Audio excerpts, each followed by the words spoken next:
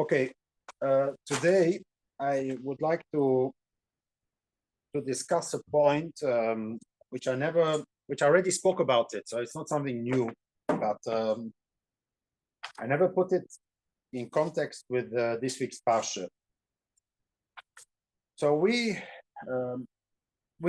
are living in a world today. When we learn the Gemara, we are living in a world that holds that everything, the whole Sefer Torah, the whole Chumash, was given on Sinai from the beginning till the end. Maybe the last few psukim not, and maybe Sefer, of course, there is maybe Sefer Devorim was told by Moshe after Sinai, 40 years afterwards, but the mitzvahs that are written in Sefer Devorim, all of them were given on Sinai, and they are part of the Tayag mitzvahs. And therefore, there is no difference, according to the Rambam, between Aser Devorim and Sefer Parshas Mishpotim. They are all on the same level.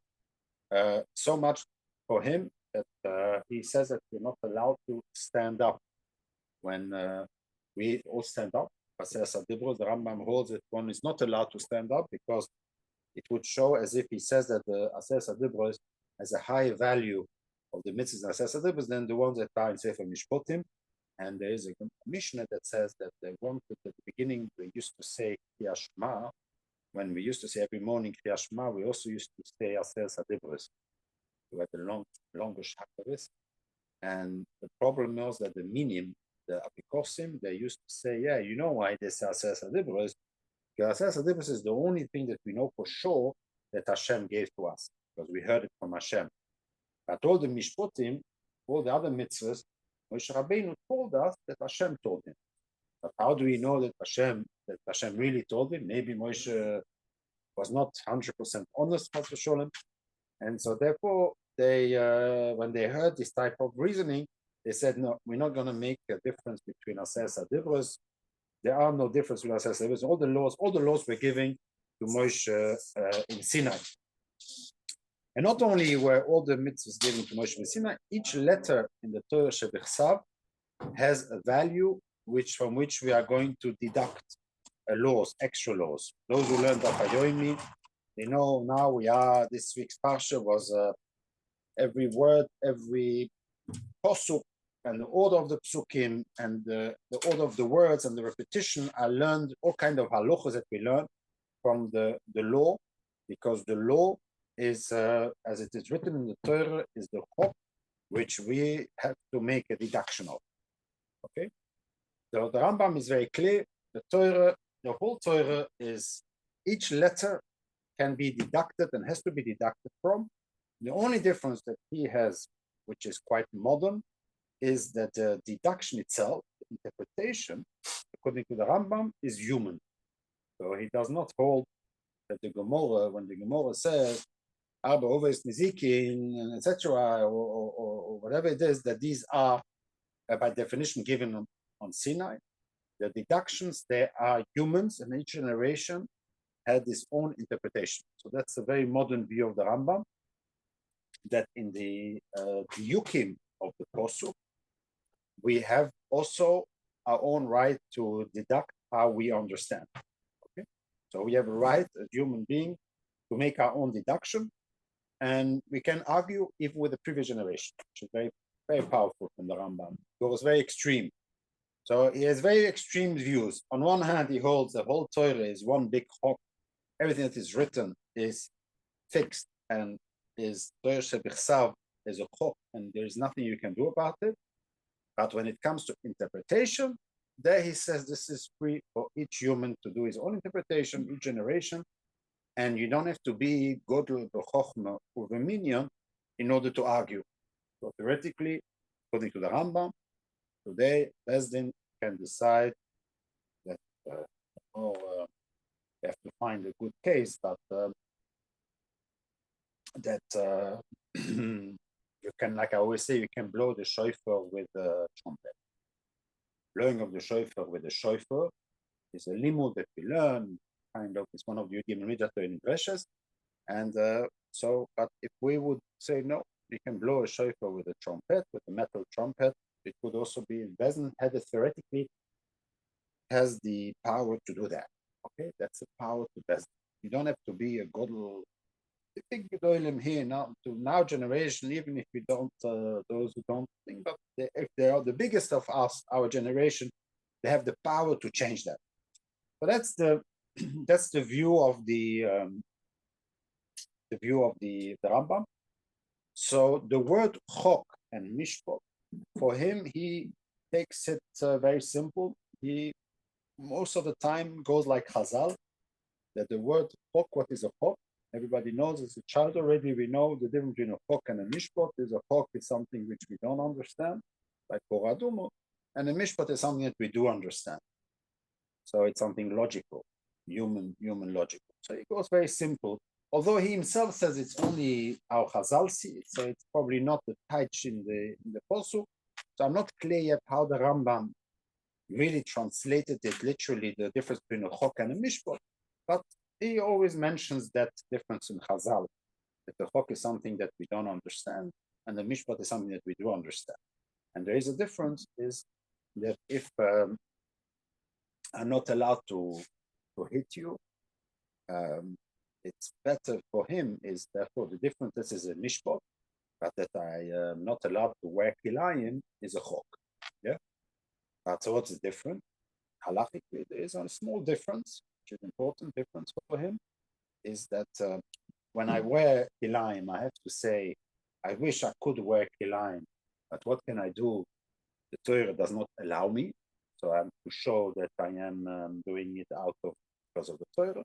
But when it comes not hitting a person, I should not say, oh, I wish I could hit him, but what can I do? The Torah does not allow me. There in a mishpot, you have to be aligned with your values, have to be aligned with the values of the Torah.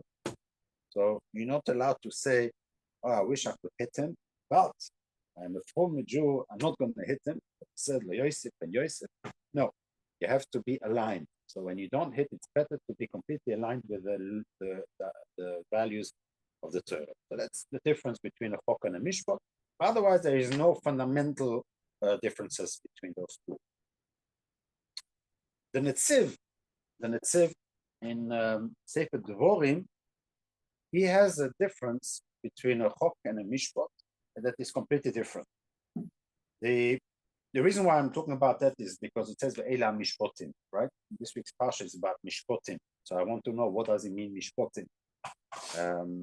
So for the Rambam, I don't know if you would also say it, but okay.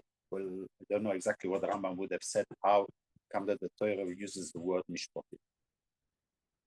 The Netziv goes and he says, no, a chok and a mishpot, and I understand the Netziv, and mishpot is, by definition, comes from the word shefet, from lishpoit, from judgment.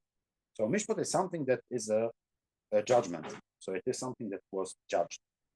And a chok is kind of something which the Netziv holds that it is the way that the judge has to judge. Okay, so the way that the judge has to understand the law. So you have a law, and then comes a judge, and he reads the law, and then he has a case in front of him, two people, and then he, in his mind, has to understand the law and understand how it fits with the case that those two people are arguing with each other. Okay, so that's the interpretation of the law. That's called, for him, that's called the mishpot. So the chok is the way, how do I have the tools that I'm allowed to make interpretation. So I have a law, then the chok tells me, this is how you make interpretation. For example, the Yud Gimel Midas, Shatorah Nidreshes, Kal V'choyme, Zera Shove, Binyan Av, all these things are part of the way that I'm taking a text and I'm going to make a deduction. And a mishpot is the final halacha that I've deducted from the text.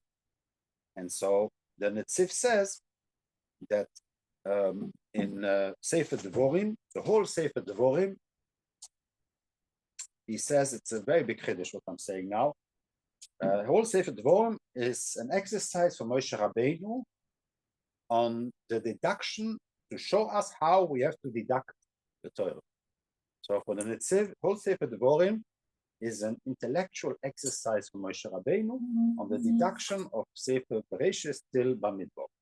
So all the laws that he received on Sinai, and then he made the deduction. That's true, then this. That's true, then therefore he added on that an Evet Ivri that goes after 6 years, you have to be manik, you have to give him presents. So he's the one that made a deduction from, we don't know how, but he made a deduction and he used the Yud Gimel Midas Shater and Precious for him.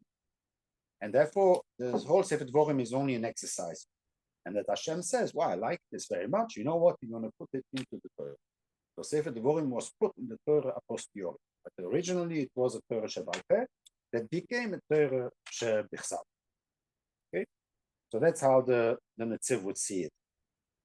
He even says, and that's why it goes very, very far, the Netziv, that even the Midas Shatorah Nidreshes one, maybe those should be fixed. They're called Chukim. The Chok should be in stone, engraved in stones. He says those are also not engraved in stone. So he says a Chok, every generation can deduct his own Chok. They're allowed to make their own ways of how to deduct, which makes the text suddenly very fluid, because this generation can make a deduction like that. On the way, even Yud Gimel Midas, certain dresses when we can argue, you can hold this is a Kal V'chomer, says no, this is not a Kal V'chomer. But even on the Kal V'chomer itself, some generation can say, well, we don't hold in Kal V'chomer. Okay? Each generation has a right to define themselves the tools they're going to use on the interpretation of the text. So he says that Hillel HaZoken, he had 7 Midrash HaTorah Nidreshes, and Rabbi Shmuel, that we say every morning by the Korbanos, we say Yud Gimel Midas, yet 13. So in the previous generation there were 7, and afterwards there came 13. So for the Netziv, the whole Torah, interpretation of the Torah is very fluid, is very not fixed, and that the whole Sefer Devorim is Etzem, is an exercise of a Torah Shebal Peh that Hashem asked Moshe Rabbeinu to write in the Torah Shebichsav and to add it on as an addendum, but which is binding like the other Sforim. Okay? So that's how the Netziv kind of sees the Chukim and the Mishpotim. So the Chukim are the Midos Shater Nidreshes Bohem, and the Mishpotim are the end result, the Halochas. Today, there is there is a concept which I didn't know existed, and this is called the common law and the statutary law. We have to understand that we live in a world, as we are all born in the second half of the 20th century, that for us it's clear that when I say what does the law say, for us the law is a book where the laws has been written, validated by parliament, and then there is a Radvan starter that tries to check, and if it's validated, it becomes a law, and then the judges have to apply to the letter of the law. That system exists only about maybe 200, not even. It is like the end of the 19th century, or let's say by the 19th century, about 200 years, that system. Before that system, there was no such a concept. A judge was a person that he based himself on what is called today common law. It doesn't mean common law. Common law means that these are the norms, the local norms, and the local customs, the minhogim. And based on the norms, the values of local that we have, and then we looked at the case and the judge judged for those cases. And these judgments sometimes were written, not to say that this becomes the law, but just that we have precedents. so that we should know, a judge, the next generation should know, remember to keep us that what is really in here in Belgium, here in Flanders, here in Europe, what are the norms to which we adhere to? Just comment on trend because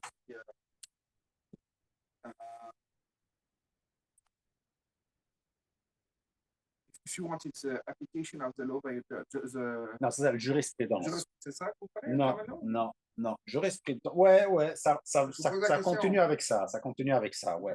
C'est difficile. C'est en anglais, je n'ai pas le terme. Ouais, mais même comme ça, je suis sûr que tu auras deux avocats ici qui vont me dire non, ça, c'est encore autre chose. Mais ouais, c'est dans la jurisprudence. J'ai pas les termes en anglais. Ouais, non, mais c'est la jurisprudence qu'ils utilisent, je pense même le terme français. Je pense. Français, c'est jurisprudence. Ouais. Non, mais c'est les lois locales. Ouais. Mais non. The history you had like Napoleon, like yeah. So and before you had also like Roman Empire, Roman things that did a law. It's law, but it's not budget, but like books to base on. Yeah. So it existed in the Greek and the Romans. They instituted already laws. But for example, in Belgium, there was laws with no. So the law in let's say in the end of the 18th century, the judges, they did not have a book of laws. But they had to refer to, this is according to the law, when they had to write down the judgment, this is law 27.13.a. That was more fluid. It was, you had values and norms and customs, and that's how you used to do. And of course, there were kind of guidelines that guided the judge, but it did not exist. This is called common law. It is very new that we have the system of statutory law and that we have a text. And for us, it makes simple because this is also the way, and we'll come to that we read the text. Statutory law is new. It means it's that the text defines the law. So the judge cannot go into my grandfather, I remember. No, you have to look at the text. The statutory law means that the text is defining where everything lies in the text. Okay. So if the text says that according to you, this is what the text says, so you as a judge have to apply the law. Common law is there is no text. If there is a text, it's only precedent. So he did, but I understand that. Helps me. It's clear. I just wanted to have the exact definition. Statutory law is really where the text is the law. The law is a text which has words and letters and commas, and if you forget the comma, then the law can change. So statutory law is that the law changes according to the text. That is new. For your information, I didn't know, but it's new and it makes sense. Indeed, 1,000 years ago, there were still judges in all the world had judges. That's why the judges, I think personally, that we call them the Skanim. The Skanim, because they know our values. They remember, they can follow.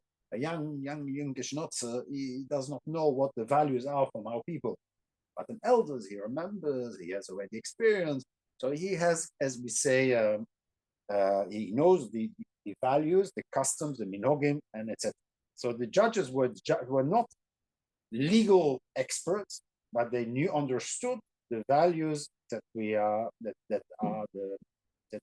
that guide our nation or the people that he is. There is the Hammurabi, the stone of Hammurabi is today we seem to think of it as a statutory law. So it was written in stone that somebody builds a house and for somebody else, and then the other guy delivers the house, the other guy goes into the house and the house crumbles and he gets killed. According to the Hammurabi, you have to kill the engineer, you have to kill the builder. So these are laws written, mamish, as we have in Sefer Mishpotim, very similar laws to Sefer Mishpotim. And so we today think this is a statutory law. And so the academics are all agreeing, I don't know, but in any case, he brings down Yeshua Berman He brings down a lot of analytics that he made, and a lot of they came to understand the Hammurabi stone as common law. They are only reference to which a judge could, if he doesn't remember, or he can look at it, but then it's not binding. It was not a binding like the Torah we have today.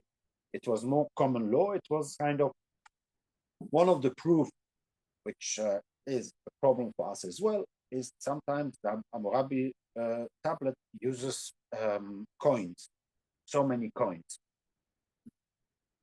so many gold coins or this value, which does not make sense because it depends on the time.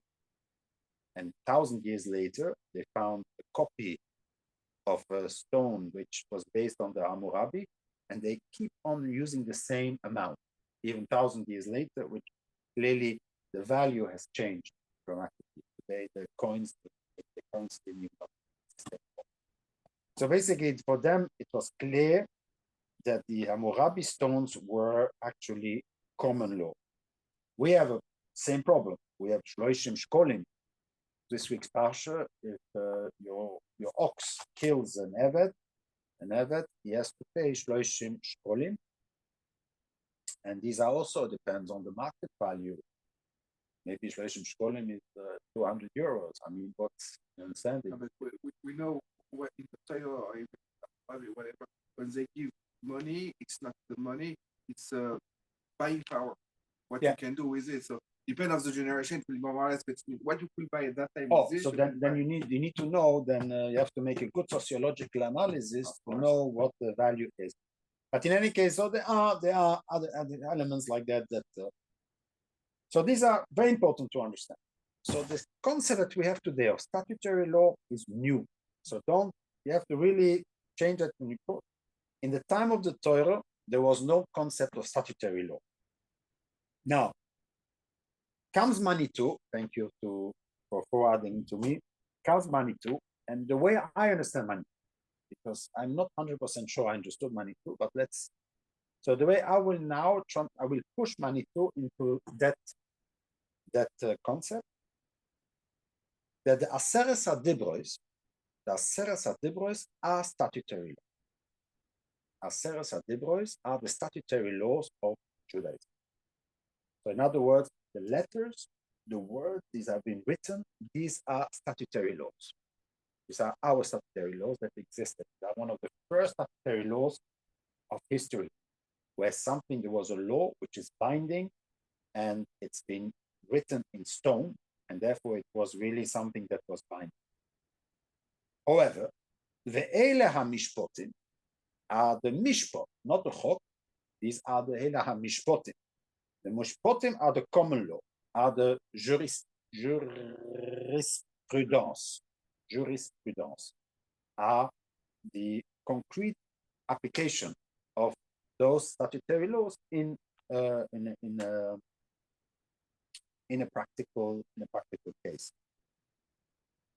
It is interesting that the way I understand money is the following. We have a new nation. We have a nation that were slaves. They were under the laws of the Egyptians. And they receive a new statutory law, and they don't have a jurisprudence. They don't have. There is no history of judgments that happened before. And so, Ve'eila HaMishpotim, says the Torah, Asher Tosim Lifnehem. These are the Mishpotim that you should, says Hashem to Moshe Rabbeinu, Tosim Lifnehem. Put it forward to them. In other words, try to explain them the relevance of those laws so that they should become jurisprudence, even if there is no yet jurisprudence. Okay? Is this also how you understood him? Exactly, because the jurisprudence is a law is so it's facilitated in the law. Basically, the government creates a law. The law by itself inside, but who is defining the law and applying it? The judge decides how actually, but it can go against the law itself. Yeah, if you consider that it can go against the law. So what we call jurisprudence in France, for instance, I guess it's the same here. You can have a jurisprudence saying normally the law says for this you should be punished for that, and the judge said at one point no, you won't be punished. It's just like it's not good. That's the law now. The application of the law will be this. The application of the law is this, and it can go even against theoretically, but normally it should be going following. So it says ve'ela mishpotim. So these are the jurisprudence asher tosim lifnei that you should put forward to them and try to explain it to them so that they adopt it. That's why Rashi is very interesting. Omar le'akodesh baruch hu leMoshe v'sar le'adat cho lo yimar eshne le'on ha'perek ve'alocha shnayim o shloisha p'omim אשר תהי סדורה בפיהם, כמשנוסו, ואיני מטריח עצמי להבינם טעם מהדובה ופירושו, וכך נאמר אשר תוסים לפניהם, כשולחן אורוך ומוכן לחם לפני רודום. It's very interesting, Rashi. What Rashi wants to tell us here is a difficult word. When she's telling it, that's explain. No, you should learn it by heart. Because learning by heart is statutary law. Statutary law you have to learn by heart. That's only the text. I need to know the text. The understanding comes later. So Boy Shem says, no, I don't want you to teach. These are not, what follows are not statutory laws. These are common laws. They need an understanding. This is, I want them to teach you not the text as a text, but there has to be the meaning behind them. It means it becomes common law. Okay, am I clear? You're not following? No. The difference between common law and statutory law, you understand? Just Rashi now, I was But no. So Rashi just explains that these are the law, the jurisprudence. That's the Mishpotim. They are, in other words, as if there were a lot of judgment already for many generations before that have judged like that. And asher tosim lifneim, you should put it forward in front of them, not forcing it to them as a text, but trying to, to transplant in their brains as if this is our jurisprudence. This has been our, although it was not, because these were given that they were given from Hashem to Moshe Rabbeinu, but to make as if those are not only these are deduction from the statutory law that should become part of our collective memory, our values, our customs. You understand? So Hashem is telling us, I don't want you to learn them by heart because they are statutory. No, they are not. The statutory laws are only aseret adibur. These are laws that are kind of deducted from the statutory law. That's why it says ve'ele. It says very important for Manitou, ve'ele, because after Yisroel, the aseret adibros, and now are the Mishpotim. Mishpotim are what has been judged. Never been judged because we were not a nation. We just came out, we were still in Mitzrayim. So Hashem is telling us, so Rashi is Marer, Hashem is telling us, Hashem telling to Moshe, give it to them as if they were Mishpotim. You understand?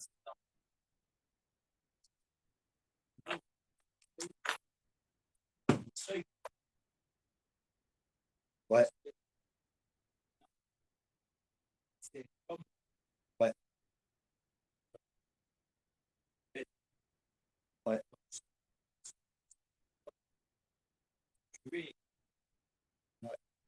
Pas sous la base de la dignité de la Torah, mais sous la base de s'élever lundi matin. Yeah. Et ça, c'est un. Ça, ok. Comment? Rashi is not. No. Rashi does not say that, but Manitou has. From what I understand from Rashi, he says, and that's why that's what I mean. He says, don't be like. The idea is not to learn by heart the Shulchan Aruch. That's not the idea. What he calls the jurisprudence, you should be able to make your own jurisprudence.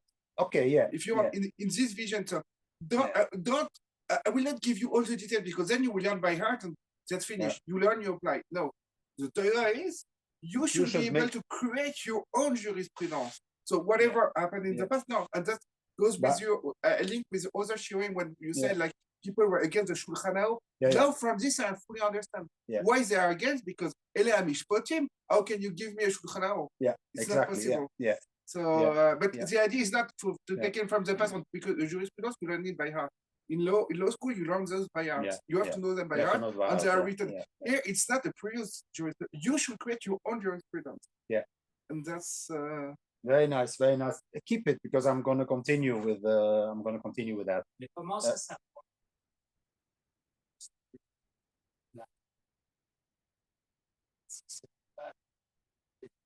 David HaMelech. I'm going to, so I'll answer you straight away. David HaMelech was asked by the Novi if somebody steals a shoyer or I don't remember, a seh from a very old man, from a very poor person, and he makes the vichre or mechire. And what did we learn in this week's parsha? What is the punishment of somebody that steals a seh and he shechts it? How much does he have to pay? Tovach umocha, how much? Abo chamisho. Yeah, have to pay 4 times, 5 times. What does David HaMelech answer to the Novi? You have to kill him. It's a king that says you have to kill him. And what does the Novi say after that? What? That's what you. But why doesn't he say, one second, David, it says in Parshas Mishpotim, Abo b'chamisho. What are you talking about? No, that's not the problem. So how come that the Novi and the Torah never went against David HaMelech, saying, one second, you paskin wrongly, in Parshas Mishpotim he says, Abo b'chamisho. If you kill him, according to the Mesechus Sanhedrin, if David HaMelech would have killed him, he would be Chayiv Misa, David HaMelech. Well, because he's a Melech. He's a king, yeah, okay. But if a Shofet would be, he would go to Golus, right? And the Novi doesn't say anything to David HaMelech. And Omai, this is only jurisprudence, and it's only common law. It is inspirational for the older generation to use that as an inspiration based on Aseret HaDibro. So Aseret HaDibro is, according to Manitou, is the Chok, is the constitution. The Mishpotim are only interpretations that Hashem gave us a first step. It gave us first. I'm going to give you already a first, and then now it's up to you to continue that interpretation. We can understand in Manitou, but later actually he answered your question about death penalty. Yeah. For me, he's answering your question. He's saying later in the show, I will just do it quickly. Yeah. He's saying, we Jews 2000 something years ago, we have stopped giving a death penalty. It was, I forgot the name in English, it was William. He said, don't think we do it because we are it's a human, also it's that's something. He said, don't think because of human values, etc. No, he's saying because what? You give death penalty when everybody in the people, they're at that level that when you do something wrong, you will kill that person because that's an exception that we have to throw him away. But in a society where everybody is bad, it doesn't make it. He's taking the example of a father. A father that slap his child once a year, it's okay, it's normal. But if he slap him every day, then the problem is on the father, not on the kid. And he's saying the fact that we don't have a death penalty doesn't mean that we are a better society. It means we are a worse society. Yeah. And if I connect to what you just said with David HaMelech, why you will say you kill him because they are in such high society that doing such a thing will mean I have to kill you because we are that high. Yeah. Today it will not make any sense. Yeah. And J'entends. Mais quand même, si même une fois dans l'histoire, c'est tout ce quelqu'un se bat comme non, je ne sais pas pourquoi je dois. Si ce n'est pas sacré, d'où ça prend sa légitimité? Même une fois dans l'histoire. Okay, so the question is for those who maybe not know. So, if the laws are common laws, that Ela Mishpotim are common laws, and that they are fluid, in other words, they are interpretation that can have some fluidity as we speak. That means that sometimes we can kill a person based on the understanding of the judge at that generation, and the next generation might say that no, it's a tzaddik gomu, and then you have killed an innocent person, right? That's your question, which makes you a problem because you're speaking about killing because it's irreparable. Money-wise, you can go to the Soimin and you can. Encore plus peut-être dans je parle sur quelque chose qui est toute la société. Ouais, mais c'est Shabbos, quelqu'un me parle Shabbos. Quelqu'un qui va tirer le riz de la farine. Ouais. Il a fait du mal à personne. Ce monsieur, il va recevoir. Ouais. Yeah. So even on Benodam Lamokoy. Yeah. So, but that question you can ask on the Rambam himself. Like I explained in the beginning, the Rambam says that every generation can change. The Yutim Midrash can change the way that they interpret the Torah. And so therefore, you could come to a situation where, because of the interpretation, is Chayiv Skila, and the next generation is not Chayiv Skila. And that is how Ashayu Bayom Imohim. You have to listen to the Shoifet Ashayu Bayom Imohim, even if they are lower, even if they are bigger, whatever. You have to listen to the Shoifet Ashayu Bayom Imohim. That's otherwise you will only go lekula. No, you can go lechumra, you can go lekula, you can do whatever you want. You have to listen to the Shoifet Ashayu Bayom Imohim. Even אפילו על הימין שהוא שמאל, אפילו על השמאל שהוא ימין, there is no, if that was the generation. I think there isn't the Gemara in Shabbos that there is not Lametes Meluchas, but Lametches. No, there is one Melucha that is not. What? No, there was one of them. Anyway, I think there was a generation. There was a Megillah. They found a Megillah and they found one less. Sorry, one journée. So. What Manitut says about? He said, use of Manitut says. I put them together. I don't know if Manitou meant common law and statutary law. I'm not sure that Manitou. What did Manitou just says that these are hukim which are fixed. They are fixed, and Mishpotim are interpretations of the hukim. It's kind of interpretation. The Mishpotim are the interpretation of the 10 Asayas HaDibros. So it's a continuation. So I had Asayas HaDibros, and now I'm going to teach you the interpretation. And they should understand it so that they can develop themselves their own understanding further. So it's like Hashem is throwing them a first throw. These were examples of things that, and then you have to continue yourself further. And that's how you also understand. Yeah. I'm giving it a name, this type of laws that you have to make your own interpretation as common law, and the Asayas HaDibros was a statutory law. It's not 100% the same, I know, but it's very similar in the concept. Okay? Because statutory law are not, there's no interpretation.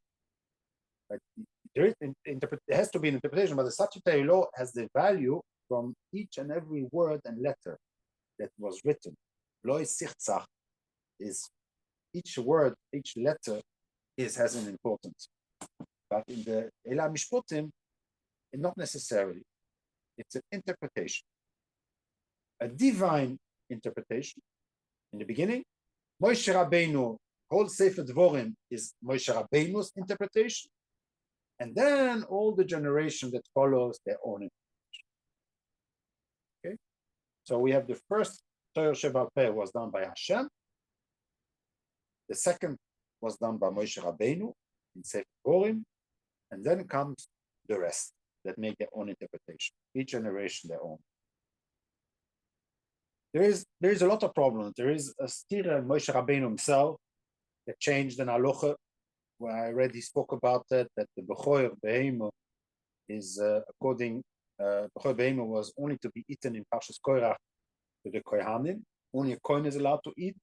But then in Sefer Devorim, he says that the Bechor Behim, everybody can eat. It's a steer in the Torah. For Behim, everybody can eat. Mefurish in the Posuk. They say, no, it's not everybody. It means everybody like the Kohen. So only the Kohen is allowed. So there is steers in the Torah. And so he says, no, Moshe Rabbeinu has the power to change. Boaz, Yibum, he held that he has a Chi of Yibum. There's no Chi of Yibum for Boaz. And it's not only that because he has a Chi of Yibum, he also has to redeem the field of his nephew. There is no halacha like that. Boaz makes new halacha. Not in the Torah. Nobody says to Boaz, hey, what are you doing? You're not allowed to add new halachas. No. Because he understood at his generation, they understood that Yibum was for all the family. Today we have a fixed. So this is what Rabbi Yeshua Berman, he wants to say that whole Torah, not only Sefer Devorim, but also the Eila Mishpotim, is more what we call common law. And in other words, it's inspiration for us, but that theoretically one could even change that or amend it a little bit with it. There is fluidity in the laws as well. If we continue with Rabbi Yeshua Berman, I would actually say again that change happened with Antignois. So as long as there were Nevi'im, the Nevi'im were telling us what the laws are, the values, etc. The moment there are no more Nevi'im, so the only thing that we were left over is the text. The moment there are no more Nevi'im, the only thing that we have is a Tanakh, right? And so Antignois said from now on, this is going to be the Tanakh that is going to be the source from all our deduction. So there's it's going to be only the Torah that will be, in other words, the whole Torah became statutary law. Although only Aseret Dibros were statutory law, now after Antignois, the whole Sefer from the first letter, the Resh is still Le'ene Chol Amim, Le'ene Chol Israel, the Le'ene Chol Israel. These are statutory law. And this is what Antignois did. Later on, after Antignois came Rabbi, and he made the Mishnah to be statutory law. Then afterwards, the Goyim made the Gemara as statutory law, the moment that they wrote down the Gemara. And in our generation, it is the Shulchan Aruch that became the statutory law. So we are living in a generation where it is the Gemara. To give you an example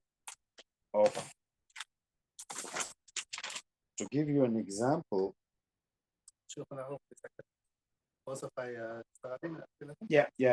All Orthodox Jews have accepted the Shulchan Aruch as statutory law. Yeah. Although he will say, Rabbi Yoel, rightfully, that a lot of things we don't go according to the Shulchan Aruch. And but if you would ask according to the theory, you would ask Rov Ger Tzedek, what does he have to accept? He will say Shulchan Aruch. What do you mean? The Shulchan Aruch became a symbol from statutory law. There is the brother of, I always mention him, but the brother of the Maharal Mipag. He was, when the Shulchan Aruch wrote, he was extremely, and the Ramon wrote an answer to the Shulchan Aruch. He was extremely upset. Why? Because he says, why are you writing down, making from, why are you creating statutory laws? He says, we are living according to the minhogim. And Atzulunu ala Rav HaMechaber, Sefer Toras Chaim, this is Toras Chato, sorry, this is from the Ramon Shulchan Aruch. Yeah? Ramon wrote Shulchan Aruch, but afterwards he wrote Agores. Shekovatz minhogim chadoshim, that wrote down new minhogim, va'afilo im nekabel devorov. Now listen to the words, please. Va'afilo im nekabel devorov ketoras halocha, Even if I'll accept it as a Torah's halacha, lo nekabel devoro metoras minhag. I will eventually, as an halacha, why not? But as a minhag, no. Yesh hefresh godel b'neim. There's a big difference between a minhag and an halacha. He says that the whole Torah, the minhag, is how we have instituted what we call today common law, right? This is strongest. Common law is drives. Halacha, he says, this is just, I don't know, exceptions. Like, for this case, I'll pass it like that. Like, again, the common law. Yeah. For him, halacha is on a lower level than a minhag. A minhag is really what defines Judaism. Each generation, each village has its own minhagim, and those minhagim is really what is defining what they have to do. The halacha, which seems that we live in a world where halacha means it's halacha like that, it's international. There is no such a concept. What is international? What the idea behind that is that the minhag is prior. Is first comes the minhag, and then comes the halacha. If we don't have a minhag, then you go and condemn the halacha. It's the other way around. We say normally it's the other way around. Yeah, if the halacha, we don't know the halacha, go according to the minhag. We live in a world which is upside down since not so long ago. In other words, we used to have the minhag was the most important element that created Judaism, that was religiosity. It is only when we don't have the minhag, or there are reasons to be lenient or to be more machmer, then we pasken an halacha against the minhag. But otherwise, first comes the minhag, and then comes the halacha. In other words, he says clearly, he brings down from Yerushalmi that even if im halacha roifefes b'yodecho, if you're not sure about the halacha, hanech loem liYisrael, ve'af al gav she'enom neviim bnei neviim hem. But in other words, the minhag of the Jewish people is how it should be. I will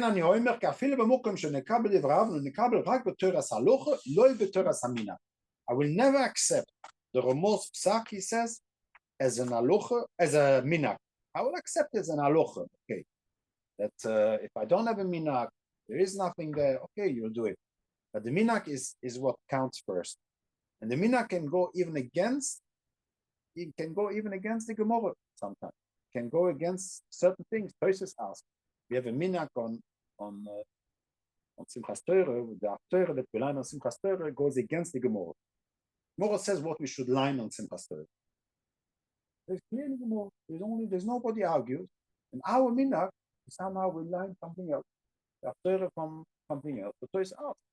And he doesn't know. The Torah says, I don't know. But the minhag is, he said not to change because the minhag is stronger than an halacha.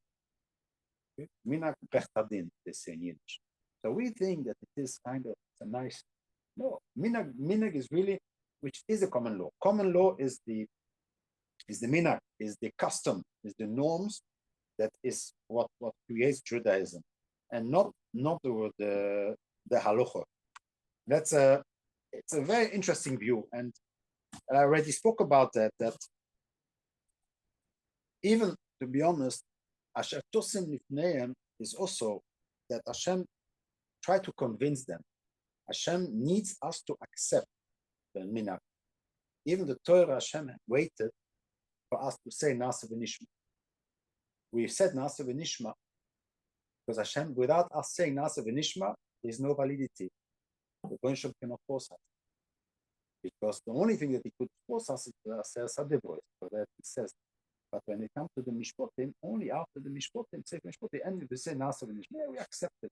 We also need acceptance. It has to be a minhag. It has to become a minhag.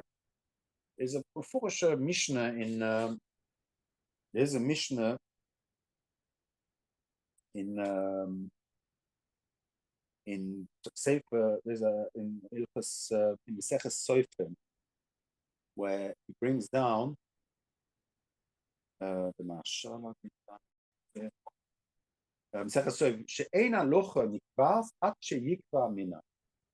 Also, you need a minhag. it is the people that define a law and not a text, basically. Okay? Text does not define a law. It is the people that define a law. The text is only a guidelines in definition, but it are the judges that define the law. It's a very powerful message that is interesting. That is the Chassam Sofer that originally was against the Shulchan Aruch also, but when he became older, since the problem of reform came along, and how do we define a former Jew from a reform? Because the difference was not so big. How do you define? So he said, let's make one thing. It's going to be the Shulchan Aruch or more.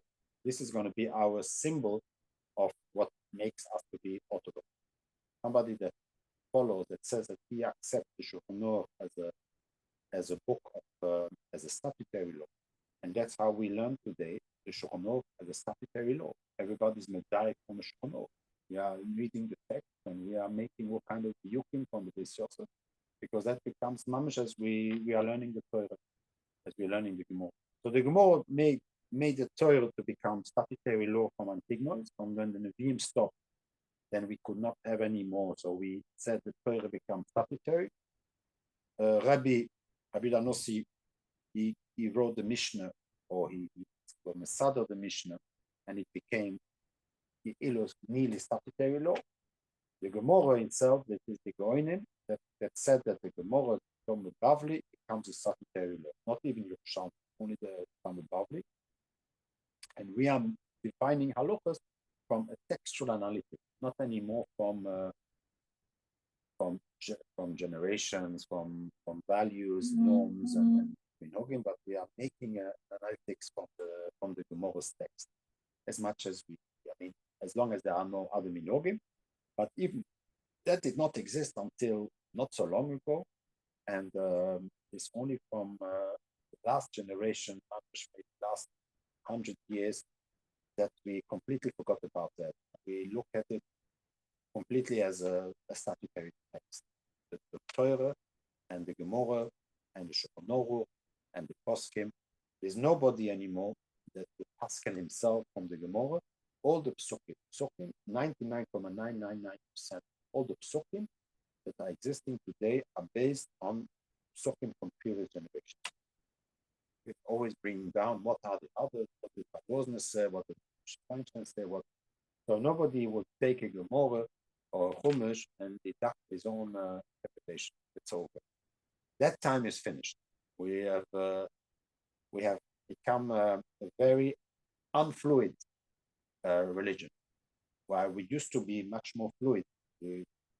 With this generation change, we changed, but for some reasons this has clearly stopped, and we cannot go out anymore because we don't have any more gedolim like the Moshe Feinstein, and so we are a little bit stuck in a system, basically. But Moshiach will come, so hopefully that's it's going to be possible. Even if there would be somebody that has courage to try to break something, the problem with social media is that it would be straight away, it would take a nanosecond till there will be already pashkevilim in not on social media. Afterwards, it's going to be in the ocean. So nobody is finished. Cannot. On the contrary, you are more orthodox if you are defending the system. So the system is seen as an ideal. Yeah. So the ideal is not to change. The not wanting to change is seen as something which is holy. Not wanting to change is really a part of orthodoxy. And so there is very little chances that we will that this will change. And so that's the situation. So to summarize, we are living like the Rambam. So whatever the Judaism that we have today is a situation, is the Rambam's point of view. So there is, as for that perspective, it's not something new. The Rambam would have understand our position. The Netziv clearly does not hold like that. And he says that there is a lot of fluidity. Each generation has a fluidity. And even in the interpretation of the Torah, this has also, we have the power to change our interpretation of the Torah. We saw that Manitou holds that Aseret Adibros are statutory law, and but Mishpotim are common laws, more or less. That's my own interpretation in his words. And we saw Rabbi Yeshua Berman, who actually he proves that the whole Torah was never supposed to be a statutory law, but only common law, and therefore things evolved. And then I added that it is Antignois that actually probably is the one that changed that system from being a common law, and the Torah became a statutory law, where each letter, that's why the whole Tanoim started to be deducting from the text, from the way that we know today the Gemara, which creates the whole halacha that we know today. But there were still some generations, there were still apparently people who wanted to defend the minhag as much as possible, the common law as much as possible, but they lost the battle, and it's the Shulchan Aruch won, probably because of the Chasam Sofer understanding that if you don't do that, then there is no more differences. You will not be able to differentiate between a Haredi, an Orthodox rabbi, and a Reform rabbi, because those two will become too fluffy. Because they can claim that they are doing common law analysis, the Reform, and therefore, I mean, who says there is Bechlal Reform? But maybe Reform is just interpretation and doing what the Rambam tells you to do. So why would it be a problem here? And since we know that this Reform is bringing us a problem, so we have decided to make the Shulchan Aruch as our. To be honest and fair, the Shulchan Aruch, when you look in the Shulchan Aruch, all the Mefarshim, the Taz, the Bognavom, they argue with the Shulchan Aruch a lot. So it's not like the Shulchan Aruch is our source. We don't do like the Shulchan Aruch. There's actually, I remember the Mishnah Berurah. I remember it from Rav Tege, but to his risk apparently. Mishnah Berurah is for the Yisoyim. In other words, the Mishnah Berurah is not an halach say for us. We have to do our parents do that. So if you have parents, so what they did at home, you have to continue doing what your parents did. Yosem, or a ger, does not have parents, so he goes according to the Mishnah Berurah. So that's the extreme views, of course, that there is. And so it's not black and white what I'm saying now, but at least it's kind of making a picture of the situation as we are today. Any questions? No? Any questions? So we zorgen takken to the gule shlebo b'meirov yomeinu omein.